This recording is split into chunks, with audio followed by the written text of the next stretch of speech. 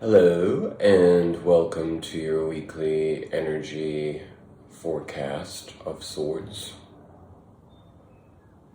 It's sort of more of an open forum on the predominant themes of this time. I like to be a little bit more open-ended with these timelines because the reality is that if it isn't clear to you, everyone is living in their own reality, right? So who knows what the last week of April is to me as opposed to how it is to you. That could be dependent upon your experiences of this time of year, your seasonal preferences, the positive and negative experiences that you have had of this time of year, when you're born, where you're born. So many different factors. So time within itself needs to be acknowledged for exactly what it is. A projection. That said, just so we're clear, this does correspond to the last week of April 2021. And it also corresponds predominantly to Taurus season, because we are in those first degrees of Taurus season, and so therefore we are focusing on how Taurian aspects affect us individually on the inside. It's a period of development, let's say. We also have the full moon in Scorpio this coming week on the 27th of April. And the full moon in Scorpio happens to be opposite the moon in, I think it'll be in Taurus. That would make sense. And, of course, Uranus is also in Taurus, and the sun will be conjunct Uranus. And Taurus and Scorpio are each other's opposite, right? So what does that bring? That's a lot to put together, right? I mean, if you have a basic understanding of astrology, and the planets, and you will understand some of that. However,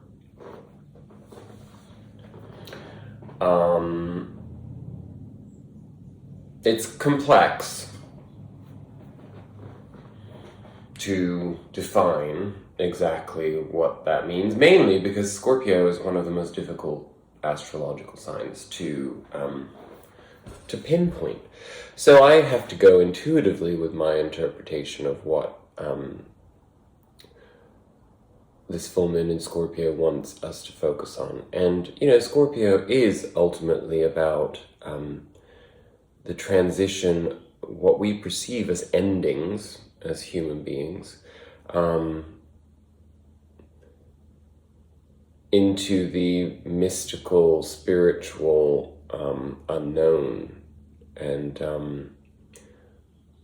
with it being a water sign, Scorpio, of course, also incorporates our emotional development. And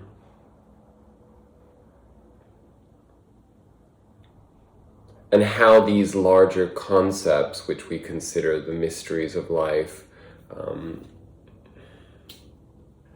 how they can be better integrated into our physical experience. I'm sorry about in fact, I'll just take my glasses off. I don't know why I have them on. I know it's very annoying with the reflection, essentially, so I just don't really need them.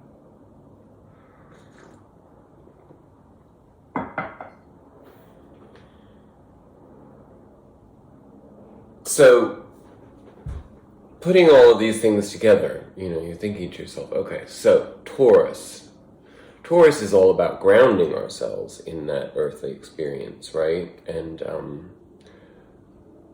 our sense of worth, physical worth, but also, actually worth on every level, because, what we consider worth can only really be measured in our three-dimensional terms, right? Because we don't understand what other forms of worth would be beyond this dimensionality. One would presume that in infinity, everything is worth everything. So we have to remember that we see things through our little prism of three-dimensionality. And so when Scorpio is reinforced with its sense of ending and emotionality in particular, with it being a full moon, we have to figure out what is getting in our way of transcending out of our earthly trappings, right? And of course, that seems to be the entire drive of our purpose. Well, it's our purpose-driven life, right? To find at least an inkling of an idea of what all of this serves in terms of value. But self-worth is definitely what we are most focused on right now, whether consciously so or subconsciously. Just take a moment now to think about that, What are you doing in your life right now that gives you a sense of purpose and worth? What is missing from your life that would give you more of a sense of worth? What is the meaning of worth to you? Self-worth and value outside of yourself. How do you restrict yourself because of those defined values? Are you stuck in many ways because of how rigid your designation of value is? And that may be triggering for you to hear that. And it will be even more so when I guarantee that you restrict yourself constantly. And it actually shapes your misery, and it shapes your inability to gain access to what you consider freedom, which of course we don't know until we experience, right? And freedom is also ephemeral. It is also, it's evolutionary. It's like everything in life. I try to bring it back to the idea of our experience being an upward spiral, There are moments on that spiral where you feel like you're going nowhere, and, your perspective is warped by the idea that you're reflecting and bouncing off of things that you've already seen, things that you've already done, or things that you're reminded of that you don't want to be reminded of. But that is the nature of a synergistic assimilation of experience, emotion, and eventual transcendence, right? And we're never going to know the end of it, because when we die in this physical body, we're not present in this personality and this construct. One would presume that we have some sense of ability to assess the worthiness of the experience that we created for ourselves in this particular existence that you're in when you're watching this. Who knows? It's a beautiful projection. And it's up to us to find the audacity to temper that projection into something that reflects all of our inner beauty, which is, of course, our worth, right? So, anyway, these are all rhetorical statements, essentially, because only you can answer those things. But the commonality of the theme is that we are all going through this in our own way, through our own projections, through our own experiences. So, all that said,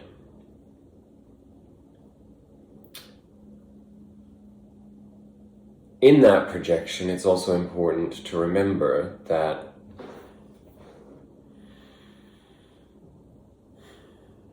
it's very easy to fall into victim mode, despite the fact that we've moved beyond that Piscean conditioning. I mean, of course, we haven't moved beyond it 100% because the culture that we live in still reflects all of that shit back to us, right? So, that makes it a constant struggle to remind ourselves that we know better.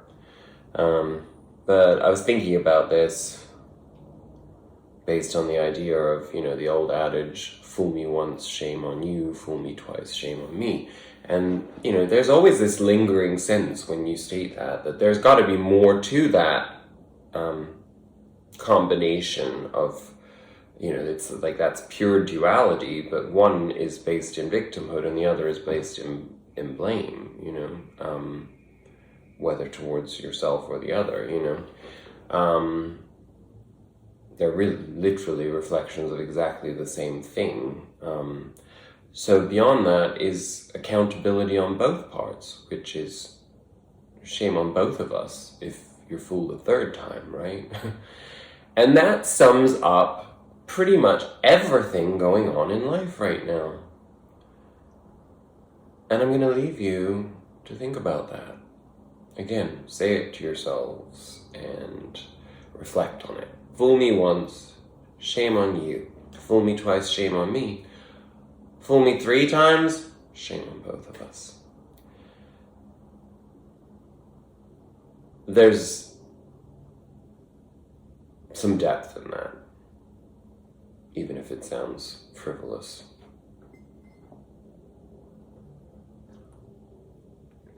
Okay, let's get into this reading. Our spirit animal oracle card of the week is Groundhog Spirit, time to let go. That pretty much ties in with what we were just talking about, right? What is the oracle message of Groundhog Spirit? Endings lead to beginnings, and death is a part of life. Very Scorpionic. So Groundhog Spirit is here to let you know that it is time to accept the natural ending of something that is no longer serving you. We love to hold on to what is familiar, but the new needs space to arrive so growth can occur. When Groundhog Spirit appears, it is a sign that there is something in you, in your present situation, that you need to let go of so that something new can be born, something that will be far better and will far better serve you. When the groundhog sees his shadow, he retreats to his den. So too might you yearn for a little more time to say goodbye and transition into the new. However, change is coming, and it is good, so let go of your resistance. Spring brings many blessings, and what must die will always be reborn in a new form that will be right for you. Life requires change and detachment. Say farewell to whatever once served you, and get ready for something amazing to take its place. Spirit is already sending it your way. And this protection message may be particularly timely, considering that in many of our local cultures we are either being invited back to a sense of societal opening, or we're contemplating our place in and outside of the institutions that we perhaps either took for granted in the past, or relied on too heavily, or just accepted without question. Have you been relentless in your efforts to revive something that has passed its prime and needs to die away? A situation, a relationship, a belief, or a habit that served you once but no longer fills you with vitality? Perhaps you automatically expect to see the world through a specific lens based on the familiar. Groundhog Spirit has appeared to let you know it's time to accept that the past is the past. So allow yourself to feel the loss and grieve it if you need to. Any sadness will not last forever or overwhelm you. Knowing Spirit is with you and wants you to experience joy and excitement again will help you through this transition from the old to the new. Keep your eyes open, for winter always gives way to spring, and endings always give birth to beginnings. For now, let yourself feel your emotions, releasing them to make way for the joy that awaits you. Spring and new growth are on their way, for that is Spirit's promise to you.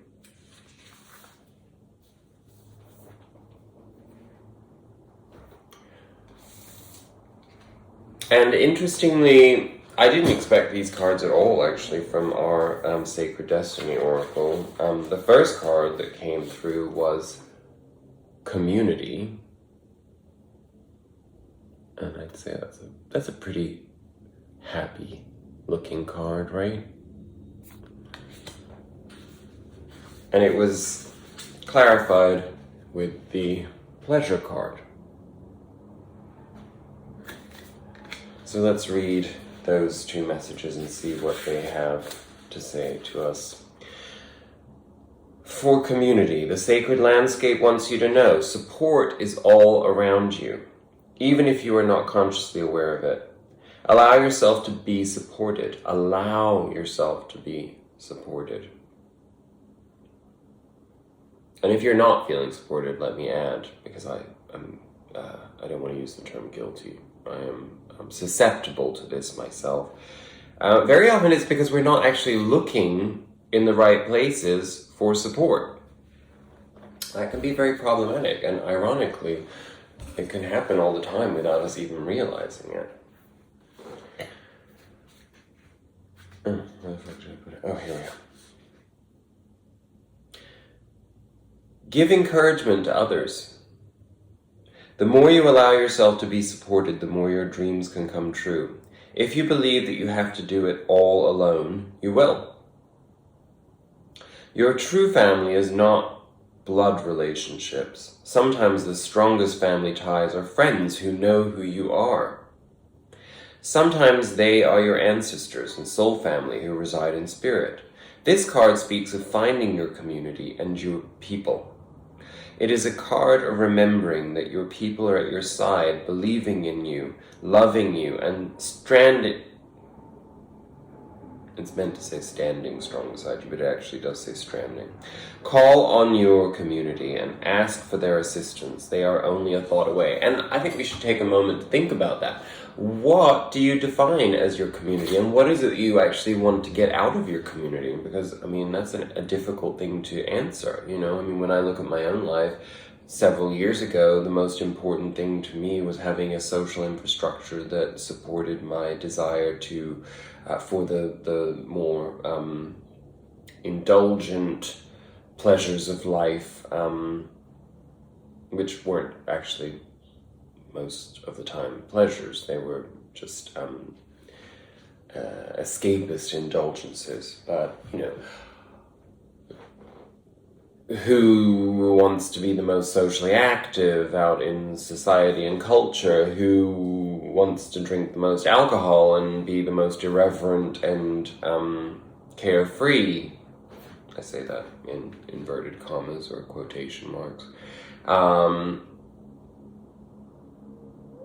Who isn't going to judge me by my own projection for those behaviors?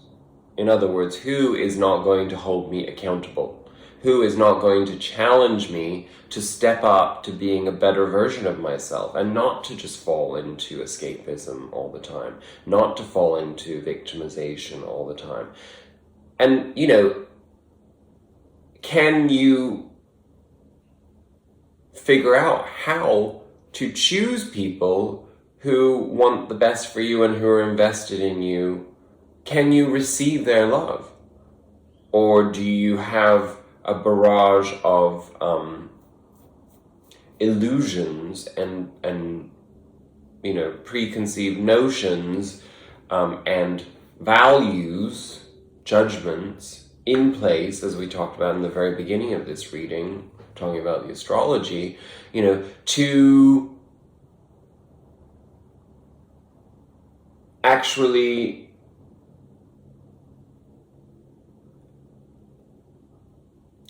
to be open to being challenged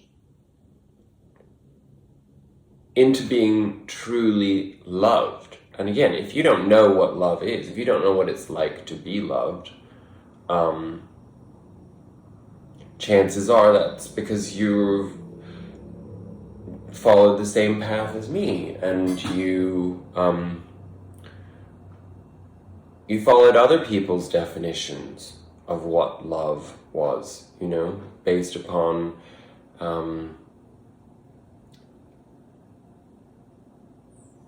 systems of belief that actually serve the narcissist tendency in ourselves and others. But of course, it's particularly difficult when at the root of your system you have narcissistic thinking that is lacking self-awareness and therefore projects onto everyone around them, including their own creations, that you know, how that can serve their ego. And that, I'm talking about a vast majority of humans here, because that's really what the illusion of Maya is, right? And it's why people are so mentally ill. And I don't mean mentally ill in the sense of how psychiatry defines mental illness. I mean, actually, the people that most of society considers mentally ill in our current value system are probably the most sane. The people that are so consumed by pain are the brave people who have not been desensitized to their emotions and feelings, who have not adhered to other people's selfish values, that they have managed to maintain the audacity to exist in their truth. And yes, of course, those people very often don't fit into society, and so they become more and more ostracized. Not everyone has the strength to be able to or the access to the knowledge required in order to see that paradigm for exactly what it is. But yes, I personally do believe that the vast majority of people in the world are severely mentally disturbed and, you know, essentially are deeply traumatized people who just didn't have the courage to face their trauma. And I'm sure that most of the people that have caused pain in your life, that is the best way to define them. They are mentally stunted, broken, traumatized, and they usually appear to be the most carefree motherfuckers on the planet. And they usually they bully, they dismiss other people's emotions, they lack sensitivity, and they belittle other people who do carry sensitivity. And try nurturing your sensitivity around people like that, and they will either slit your throat, metaphorically, or they will find ways to punish you, to gag you, to diminish your light in any which way they can. You know, because ultimately they're feeding off of you, they're parasites. And that's what we don't understand about life on Earth, right? Is that everything is has the potentiality for freedom or being parasitic. And life as we know it, the human dimensionality that we live in and the systems that we espouse are parasitic. And we're taught that that's normal. We're taught that that's the way that things are supposed to be. So is it any wonder that we're all so fucking confused and alienated and disembodied and lonely? So community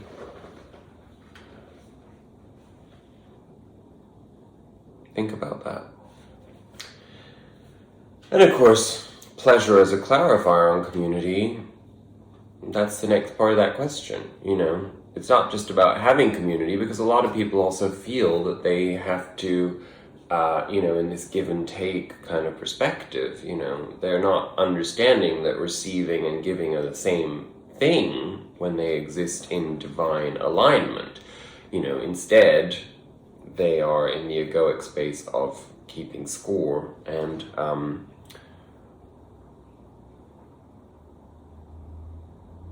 they may have been conditioned to think that in any open exchange, especially if you've been conditioned to think that you should love somebody who actually doesn't show you true love, the fallout from that is that then you grow up, you evolve into adulthood having this strange sense that you should have to put up with unacceptable things in exchange for crumbs being thrown at you, that in your own egoic struggle make you feel like you've perhaps got a little bit of worth here and there. Of course, we know all about providing opportunities for our own understanding of the fact that we can only offer ourselves our sense of worth, right? But still, we're very complex.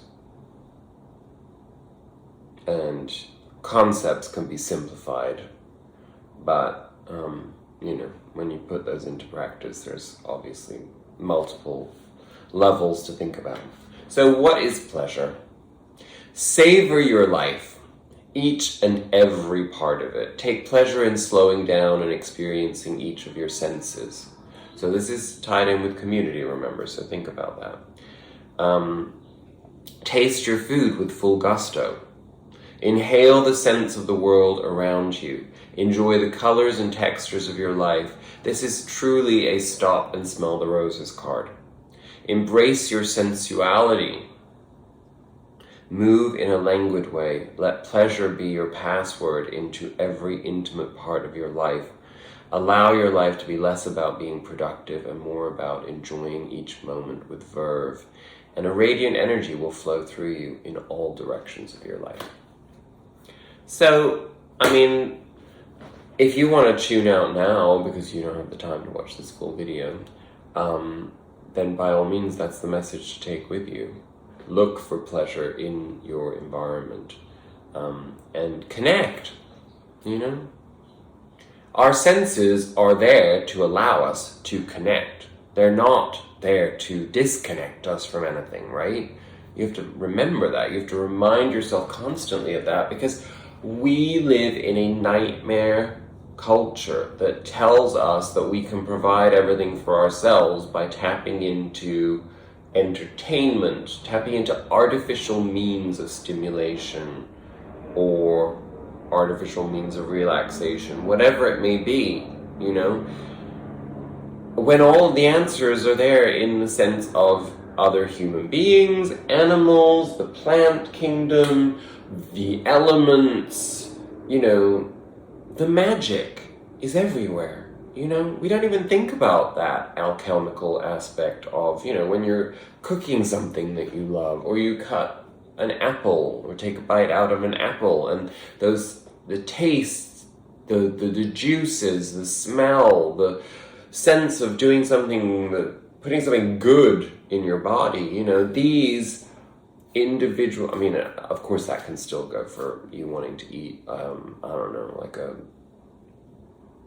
ice cream sundae or whatever people indulge in, you know, it's like, whatever it is, you know, be present in that experience, right? And bit by bit, you know, sometimes, and I have heard this quite a bit, and I certainly can relate to it myself at the moment, that, you know, as we move into this time of reassessment of self-worth, it's inevitable that we find ourselves questioning the value of a lot of things, and that can push us out of gratitude, you know? And it's good to question things, because as we have already been told, you know, sometimes you have to make way for new things. And the only way that you can know what to get rid of is to question things. But at the same time, that does not mean that you can't find the value in even what you're leaving behind. You just acknowledge that it was a part of your journey when you needed it, and now you need something different.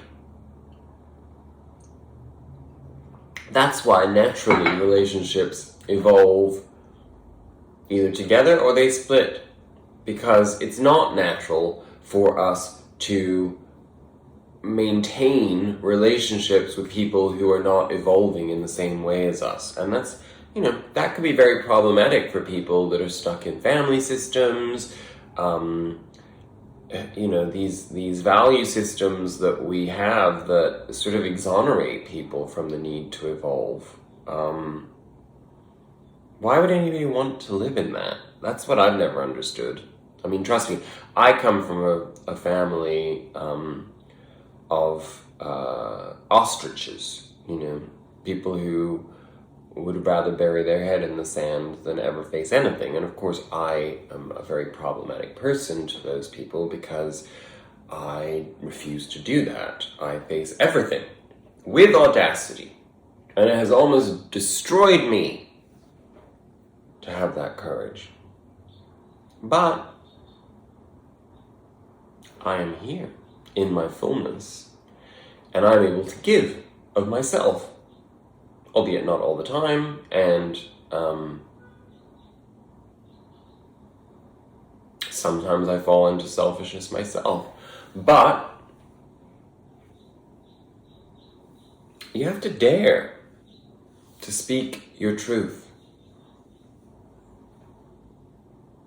You have to dare to own your truth. And you have to trust the universe in that for every action there is a consequence, but there is also synergy in everything. So therefore, you know, you can only control the things that you control, and that's what you do, say, think, how you act. What somebody else's reaction is to that, or how they respond, whether they change or they don't, whether they question themselves or don't, whether they put a wall up or don't, whether they fall further into egotistical, self-congratulatory, self-protecting, nightmarish nonsense or not. That is not your problem. You cannot help somebody else to adapt to your audacity of truth-telling. And while it can be lonely and alienating and isolating to go through ownership of that daring embodiment, ultimately, the rewards far outweigh any of the sense of loss that you might fear in facing the riddance of problematic dynamics that hinder your growth, right? Anyway, I digress a little. Well, I'm not digressing, because so much of that is really the definition of what self-worth is. So it's very, very topical, but I digress in the sense that I'm becoming too wordy for my own good. And you might just at this point want to put a gun in your mouth. So, what else? Okay, our underlying energy of the week. Beautiful. We have the sun. And of course, as we said, the sun is conjoining Uranus further down the line this week, which is one of the most amazingly beautiful dynamics that you can have astrologically. But it is also very potent and a little scary if you are a Four of Pentacles energy person, where you're holding on tight to what you fear to lose. That's not going to work.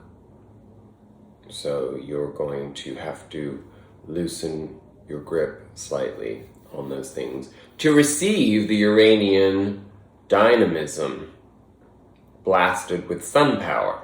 That's the best way to put it.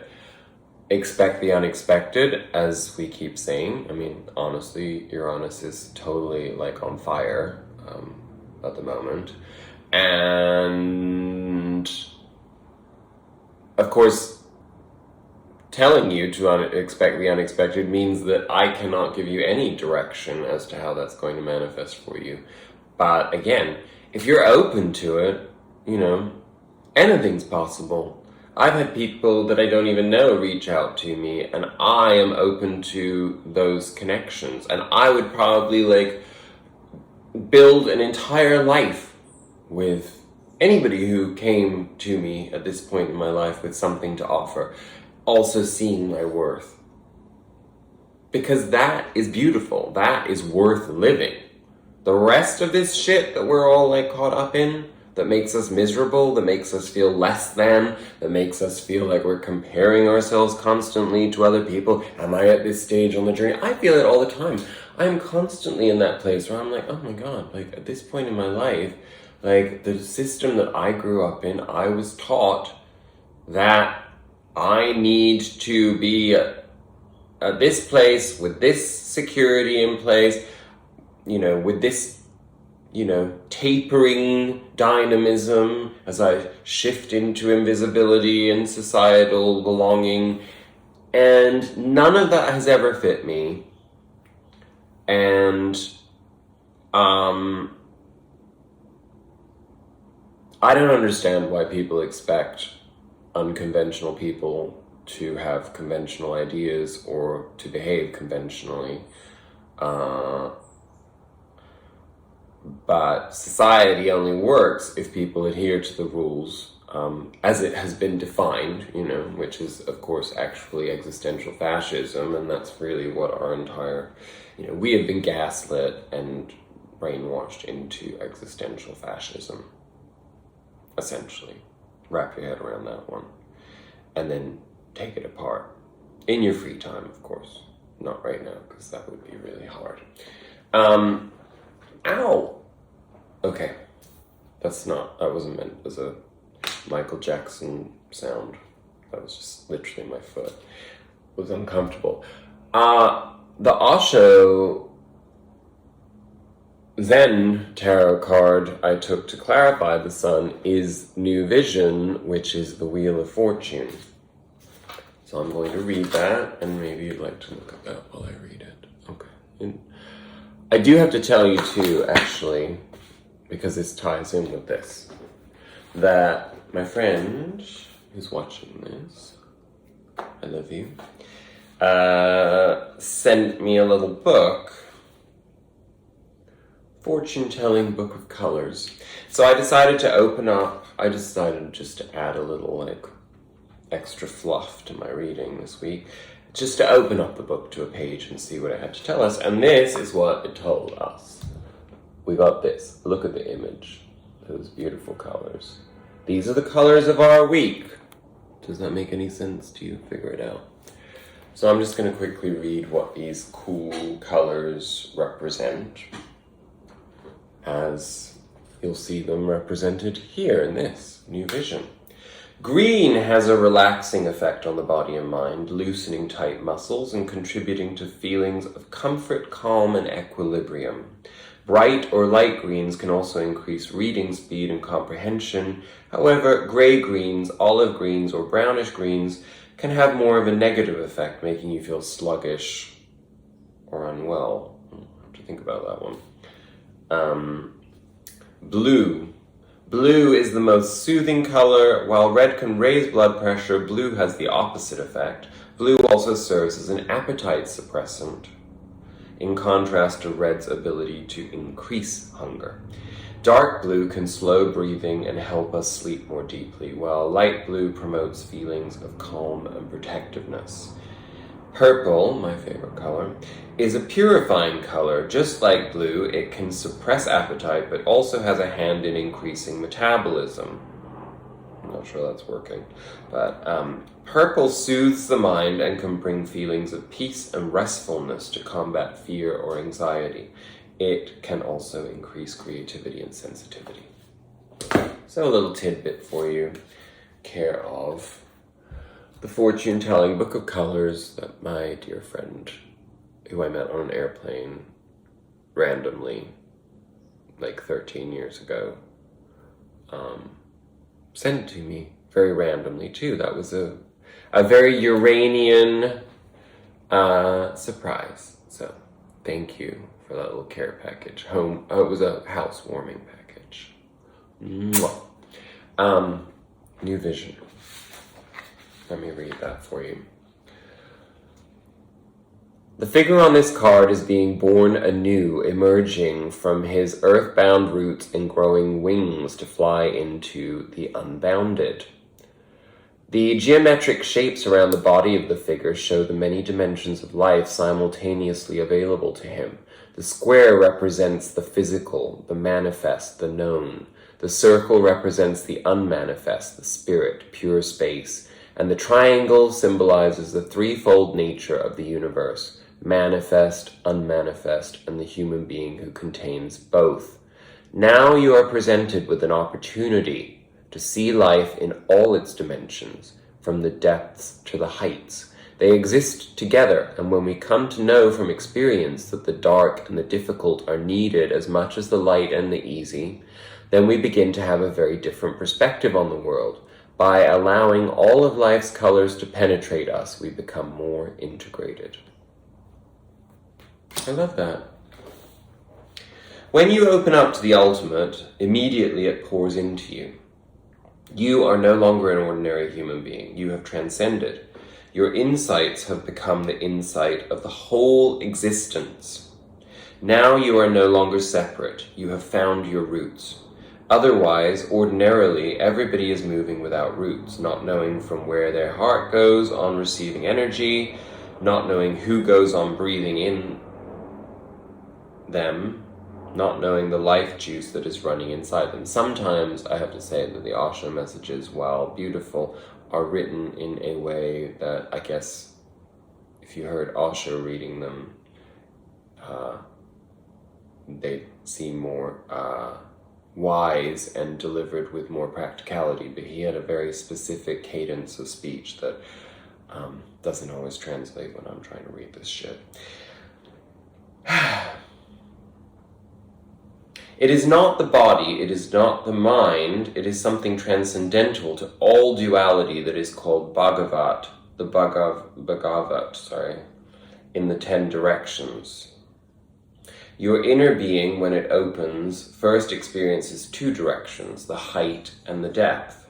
And then slowly, as this becomes your established situation, you start looking around, spreading into all other 8 directions. And once you have attained to the point where your heart, your height and your depth meet, then you can look around to the very circumference of the universe. Then your consciousness starts unfolding in all 10 directions, but the road has been won. Well, of course, because that's infinity. So of course it has to be 1, because 1 and infinity are the same. But it is the process, for example, when meditating, and I cannot recommend these highly enough. I mean, I understand how difficult it can be to maintain a meditation practice. We are so completely disturbed and distracted, and we have so many options that sometimes there's things, it's just like the little devil inside of us goes like, like go eat some chips and whatever, and watch another episode of, I don't know what. I don't watch television, so I can't tell you. Rather than meditating. So here, and I know many of you probably already know this, is an opportunity to tell you. Steve Nobel has a channel on YouTube, and he does guided meditations, and they have helped me so much over the years. They are not standardized brainwashing hypnotic meditations. They are journeys, and there's just something really magical about them, and some of the meditations have been quite transcendental for me, particularly one that I did recently, in which I was able to meet my inner child again. Anyway, my younger self, I should say, as projected by my psyche. And the reason I'm telling you this is because part of the meditation practice that he always puts you through, whether it's a short meditation or a long guided meditation, is acknowledgement and surrender and invitation to Raphael, Uriel, Michael, who am I forgetting? Gabriel, Metatron, Sandalphon, the angelic presences that are exactly in alignment with that message about the directions. It's so important, and it's a really beautiful feeling when you go through that process of acknowledgement, visualization, and you feel that energy come in. And he also gives it representationally with colors and so on and so forth. So if you struggle with meditation, I recommend him 1,000,000%. Anyway,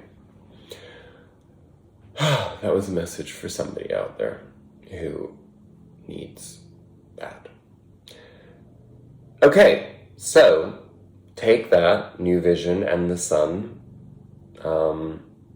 the sun, radiance, authenticity, audacity.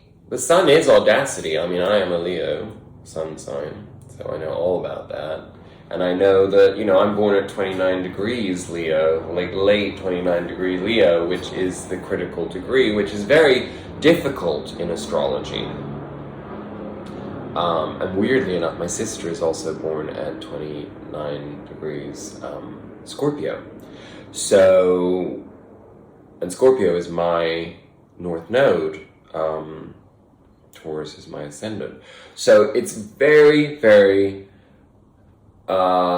essentially the critical degree is like all of the traits of that sign have to have been integrated and then torn down, which is totally Scorpionic.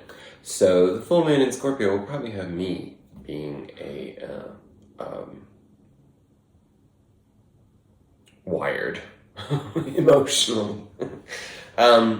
Anyway, I digress once again. That's too personal, but it is my channel, so listen up, bitches, and learn. I'm kidding, of course. Let's get into this reading. Okay, I did do a past, present, future reading, and this is going to be long. So make yourself another tea, or pour yourself another glass of wine, or sparkling water, or kombucha, or whatever you need for sustenance. In the past, and I do make these based upon what needs to come out. So you know what? Everything that I've said is purposeful, I think.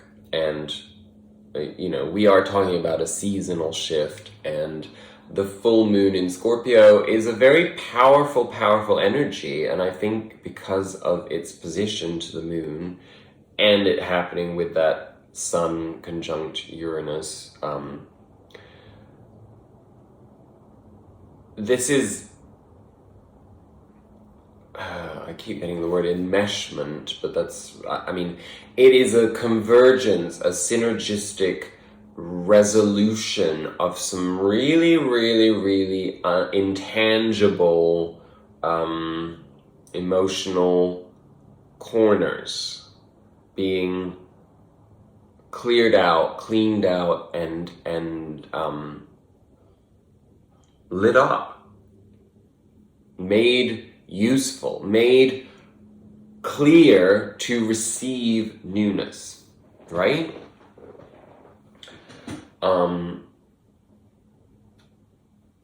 Yeah. So, we start with that I feel like this actually has been in this very same position like multiple times in the last 2 months. I'm not sure if I'm just projecting that or not, but the Two of Pentacles, juggle, juggle, juggle. Of course, because what are we trying to juggle? We're constantly trying to be in this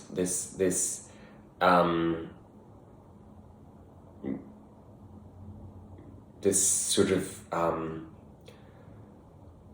existing in two worlds, you know, and I know this more than you can possibly imagine. I mean, it is hell sometimes trying to negotiate existing in a materialistic plane where I need to take care of my material needs, where I have to fight my egoic desires, where I am surrounded by other people who are not particularly awake and who, you know, or even worse, like some people who think that they're somewhat awake but at the same time still pursue the same fucking values that are so toxic to all of us. And it's, you know, it's, oh God, I mean, I'm just gonna rub the fuck out of my eyes like thinking about it, because it is just baffling that we can't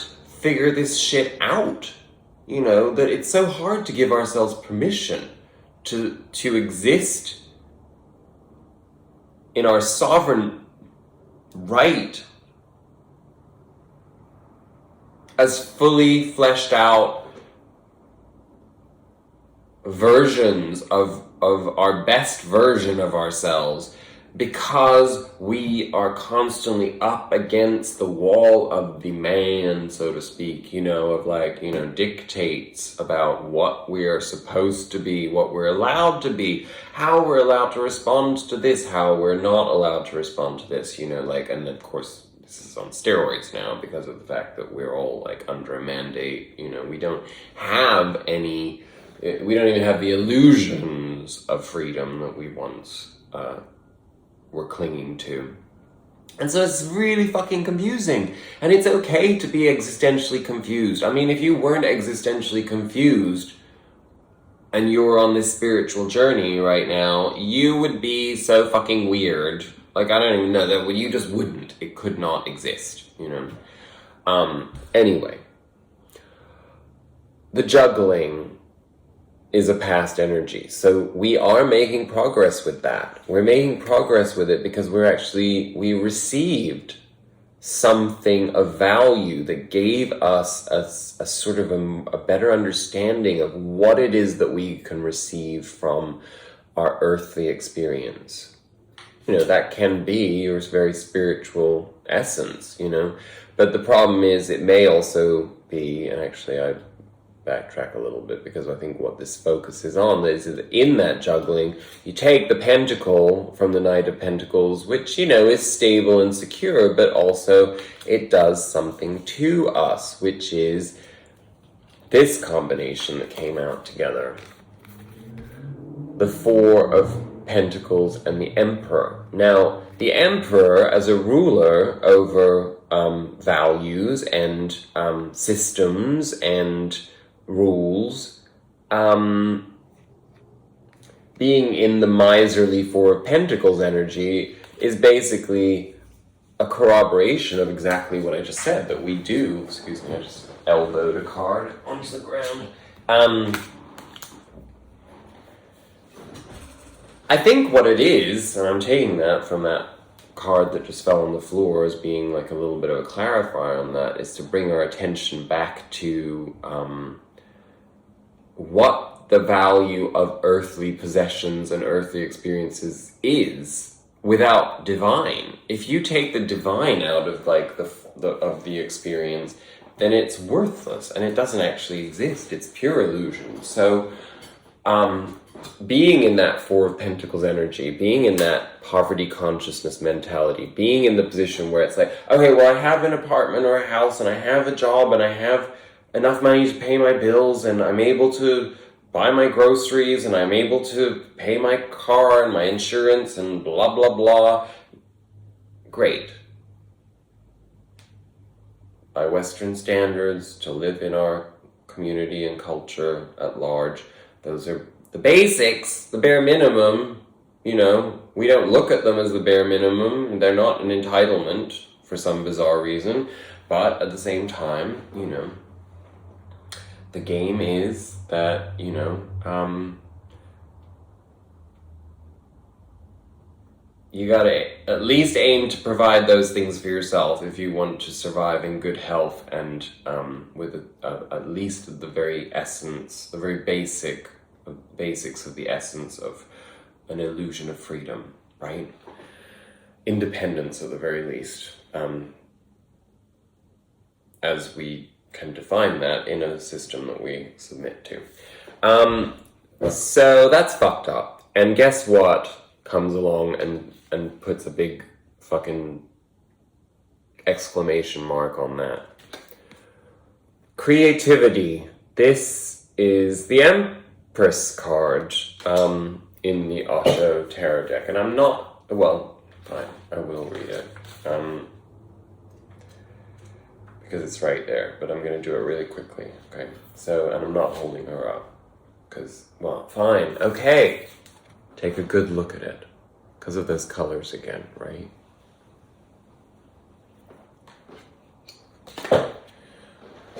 From the alchemy of fire and water below to the divine light entering from above, the figure in the card is literally possessed by the creative force. Really, the experience of creativity is an entry into the mysterious. Technique, expertise, and knowledge are just tools.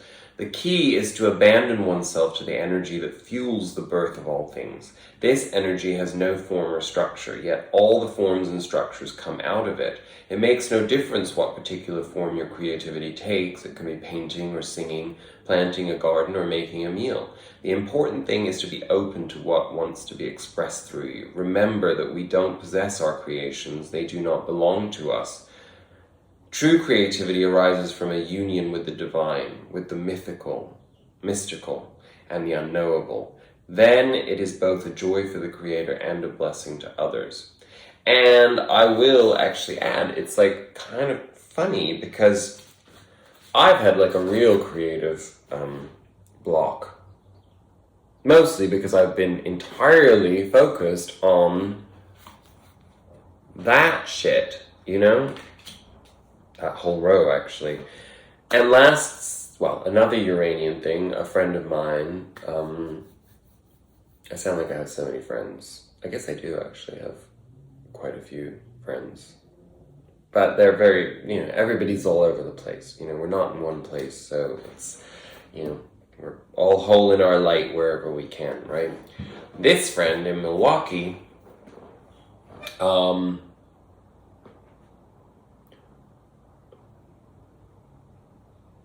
has had an art collective for years, and I've collaborated with him before, many times actually, and you know, he really loves spontaneous shit, like, so he sent me a 30-minute piece of music and said to me, just do whatever the fuck you want with it. And so last Sunday, after being extremely lazy and procrastinating, and I wasn't lazy and procrastinating, I was in pain because of my ankle sprain and my knee sprain, and I was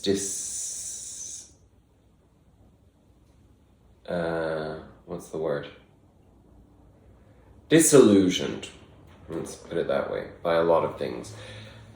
I got this little bit of divine spark, and I just went to town and did 2 straight passes, recorded 2 vocal tracks all the way through. It was a concept album about an alien coming down for a night at like a nightclub, Twyla, in New York in the 90s. And then weird kind of, I mean, I can't explain it to you. It was like really weird. And so bad it's good kind of thing. But I just did it completely spontaneously and sent it back. And that was divine creativity, right? That's a perfect example of it. And it's what I love to do.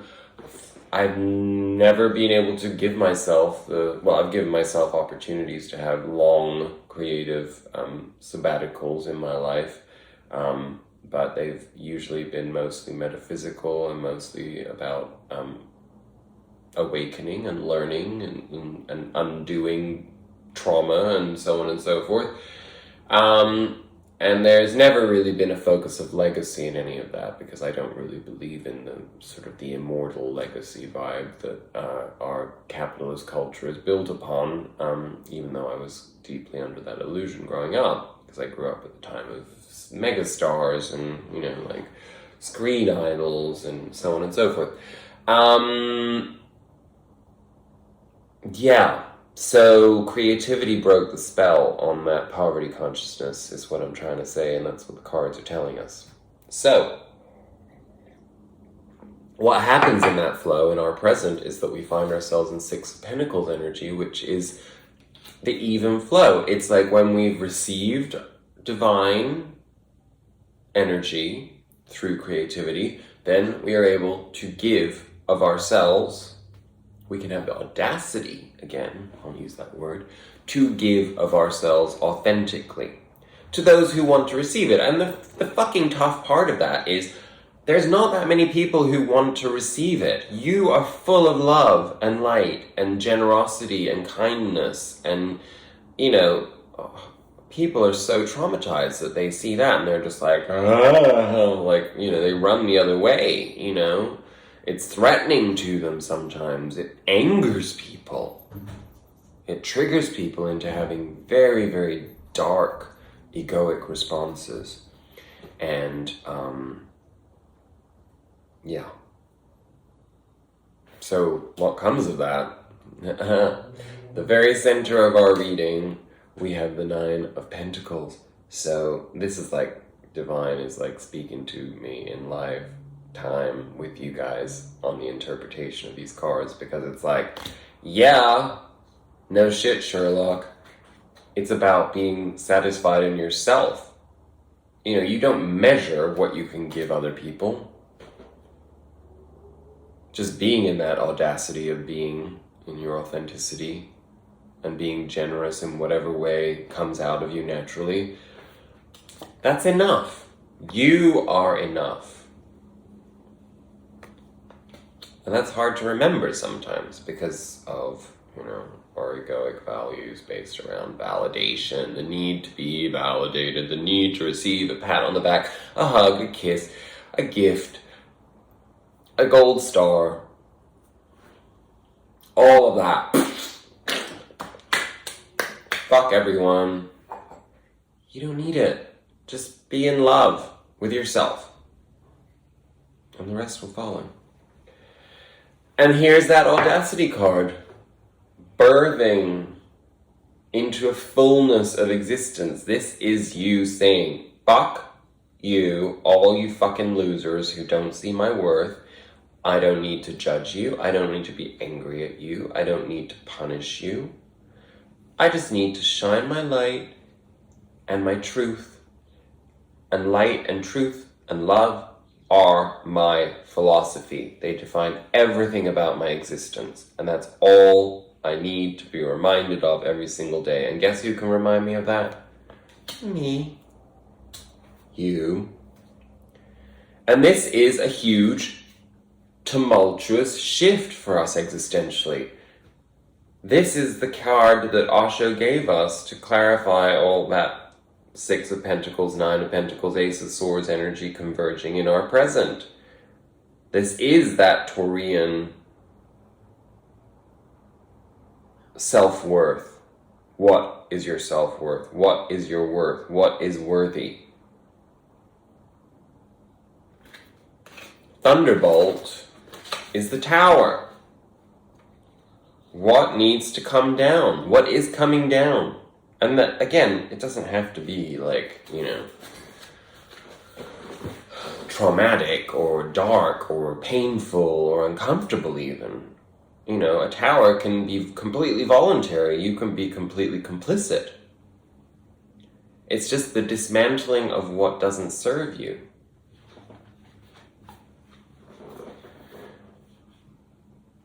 The card shows a tower being burned, destroyed, blown apart. A man and a woman are leaping from it, not because they want to, but because they have no choice. It's contradicting me, but, you get the message. When you master the spiral and you stay true to it, you become a co-creator. So it doesn't come unexpectedly. It doesn't have to be shock and awe, Uranian, like, meets Saturnian, meets Plutonian hell, Because you can have tower moments that are fueled by Venus and Jupiter,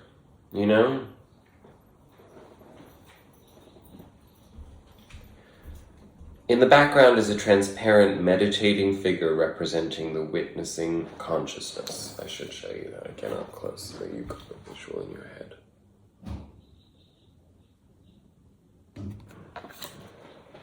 There's a lot of electricity in that too, from Uranus, right?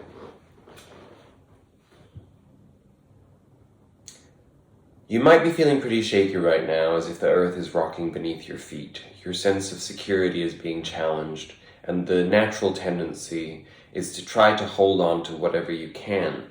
But this inner earthquake is both necessary and tremendously important. If you allow it, you will emerge from the wreckage stronger and more available for new experiences. After the fire, the earth is replenished. After the storm, the air is clear. Try to watch the destruction with detachment, almost as if it were happening to somebody else. Say yes to the process by meeting it halfway. There you have it. Co-conspirator, co-creator. Just depends on what you choose to define it as, right? Okay, we're moving into our home run future energies.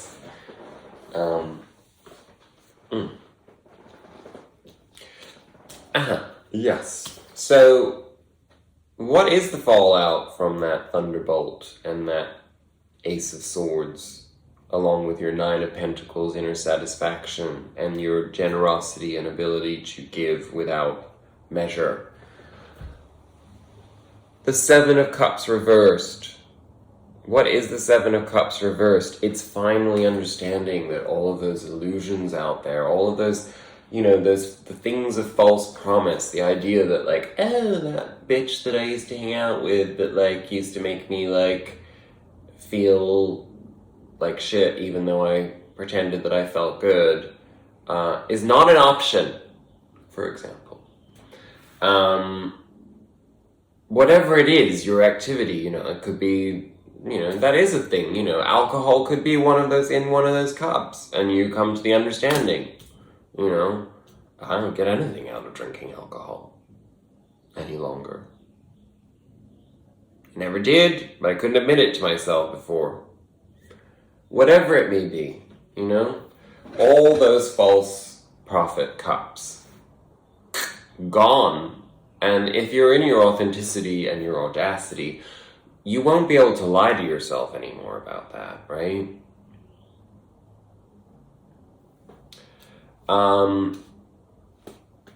Then we get the Ten of Wands with the Magician. These came out together.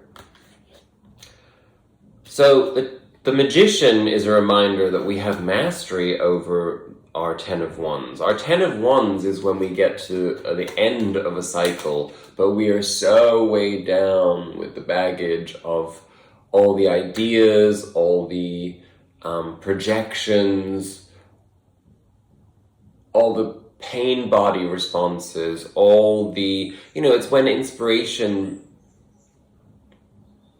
is killed, essentially, because there's no room for anything new, because everything is defined by what we built upon. You start with a fucked up foundation, especially if you were miseducated or abused or traumatized in your life in any way whatsoever, not just necessarily by other people, but by experiences, and then you build on that over and over again, and you don't realize it, and the next thing you know, you're in your 30s or your 40s or your 50s or 60s or 70s or whenever you awaken, and you're suddenly like, what the fuck does all of this mean?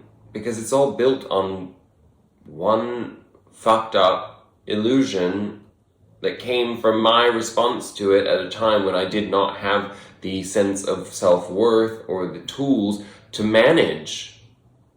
And maybe I relied on somebody else to help me manage it, who was fucked up, to educate me about it, and they didn't know the answer either because they were traumatized themselves. The essence of parental control in general is that, we just pass down ancestral and generational trauma, right? Until somebody wakes the fuck up, that's you, and goes, no, I don't have to stick to this script. It doesn't make any sense. That's the magician for you there. And what do we get? This is the replacement for all of that horrible past energy that we had there with that Two of Pentacles juggling that Knight of Pentacles, which was the material offering that anchored us into an empire of misery and poverty consciousness. What is it? Oh god. Go away. I'm very sorry about that. Siri decided to take over my iPad because she's a dumb fucking moron. Why is she listening to everything I'm saying? What a surprise. Anyway, this is a divine pentacle. This is when we receive something in our physical existence that resonates. It's a material path forward that resonates with us. And it's tied in with that, we go from that creativity to that collapse of the idea of seeking worth outside of ourselves, and then eventually coming into the ending of this feeling of being burdened by the ideas and conditioning that does not serve us. So a lot going on there. I will tell you that our Osho card, not forgetting, of course, at the very beginning of our reading, the new vision with the sun, all of these things come together. This is a big shift in how we perceive our experience, which may sound kind of dull when put in those terms, but it isn't. Suppression, which is the Ten of Wands.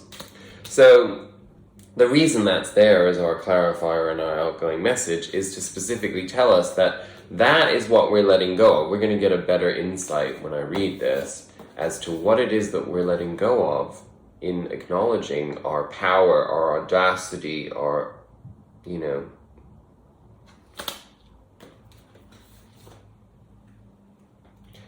I'm reclaiming audacity as a positive term, in case you hadn't noticed. Because I think audacity gets a really bad rap, but the reality is, what separates somebody who actually revolutionizes and innovates and grows from all the sheep? Audacity. And you have to have audacity in the face of suppression and oppression and repression and, I could go on and on and on. So let's read instead. Suppression 96. I'll put it up to the camera. It's very ugly. The figure on this card is quite literally all tied up in knots. His light still shines within, but he has repressed his own vitality, trying to meet so many demands and expectations. He has given up all his own power and vision in return for being accepted by the very same forces that have imprisoned him. The danger of suppressing one's natural energy in this way is apparent in the cracks of a volcanic eruption about to take place around the edges of the image. The real message of the card is to find a healing outlet for this potential explosion. It is essential to find a way to release whatever tension and stresses might be building up inside you right now. Beat on a pillow, jump up and down, go out into the wilderness and scream at the empty sky. Anything to shake up your wild energy and allow it to circulate freely.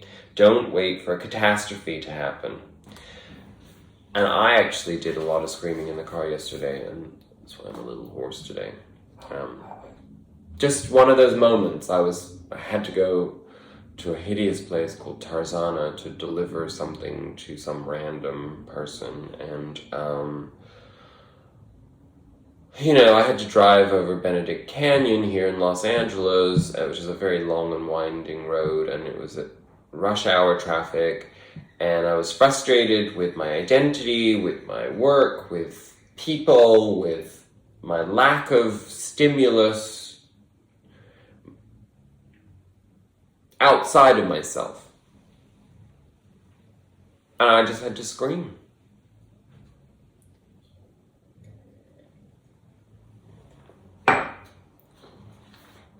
In Sanskrit, the name is Alaya Vigyan, the house where you go on throwing into the basement things that you want to do but you cannot because of social conditions, culture, and civilization. But they go on collecting there, and they affect your actions, your life, very indirectly.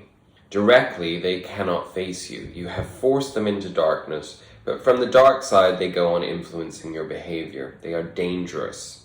It is dangerous to keep all those inhibitions inside you. It is possible that these are the things that come to a climax when a person goes insane. Insanity is nothing but all these suppressions coming to a point where you cannot control them anymore. But madness is acceptable while meditation is not.